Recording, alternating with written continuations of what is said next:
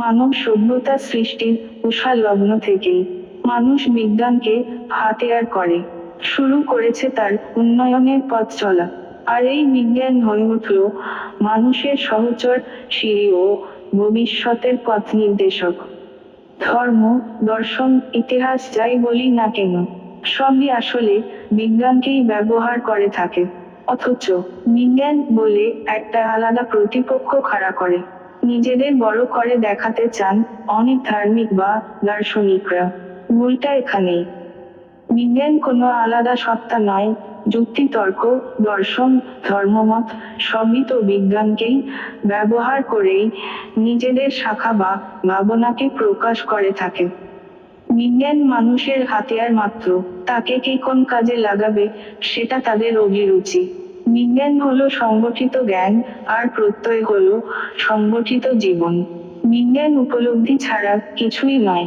কিছু উপলব্ধি না করতে পারলে বিজ্ঞানের কোনো মূল্যই থাকে না। উদ্দীপনা এবং কুসংস্কারের বিষের দুর্দান্ত প্রতিষেধক হলো বিজ্ঞান। বিজ্ঞানের যুগে চাই বিজ্ঞানী মন, সচেতনে খুঁজে পায় আলোর ভুবন। বিজ্ঞানের দুর্দান্ত ট্র্যাজেডি হলো একটি কুৎসিত সত্য দ্বারা একটি সুন্দর অনুমানের হত্যা। কল্পনা জ্ঞানের চেয়ে আরো গুরুত্বপূর্ণ। আর এই কল্পনাকে বাস্তবে রূপ দেওয়ার ধারণা থেকেই আসে বিজ্ঞান। বিজ্ঞান ভুলগুলি দিয়েই তৈরি, তবে এগুলি সেই ভুল যা করা কার্যকর, কারণ তারা অল্প অল্প করে সত্যের দিকে পরিচালিত করে। ধর্ম ছাড়া বিজ্ঞান খোঁড়া, বিজ্ঞান ছাড়া ধর্ম অন্ধ। সভ্যতা ধরেছে আগেই বিজ্ঞানের হাত, রাত তাই দিন হলো, আর দিন হলো রাত। অভিজ্ঞতার ধারাবাহিক শ্রেণী বিভাগ, এরই নাম বিজ্ঞান। বিজ্ঞান হলো কতগুলি সাফল্যমণ্ডিত ব্যবস্থা ও ধ্যান ধারণার সংগ্রহ। মানুষ অজানাকে জানতে চায় এবং তার ফলেই বিজ্ঞানের সৃষ্টি। বিজ্ঞান হলো সংঘবদ্ধ জ্ঞানের সমষ্টি।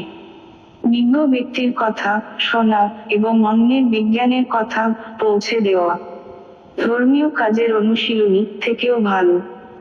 বিজ্ঞান শুধু এক বিশেষ জ্ঞানের নাম নয়, একটি বিশেষ প্রণালী অবলম্বন করে যে জ্ঞান লাভ করা যায়, আসলে তারই নাম হচ্ছে বিজ্ঞান।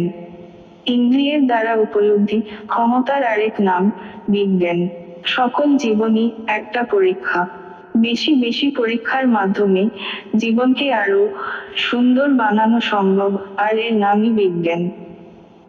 বিজ্ঞান নিয়ে গবেষণার শুরুতে সবকিছুই সম্ভব এই ধারণা মাথায় নিয়ে কাজ করতে হবে, তাহলেই একমাত্র সফল হওয়া যাবে। বিজ্ঞান আমাদেরকে বিভ্রান্তির পথ থেকে সরিয়ে সঠিক পথ দেখিয়ে দেয় এবং প্রকৃত জায়গায় পৌঁছে দেয়। আধুনিক বিজ্ঞান মানুষকে দিয়েছে বেগ, কিন্তু কেড়ে নিয়েছে আবেগ। তাতে আছে গতি, নেই জ্যোতির আয়েশ।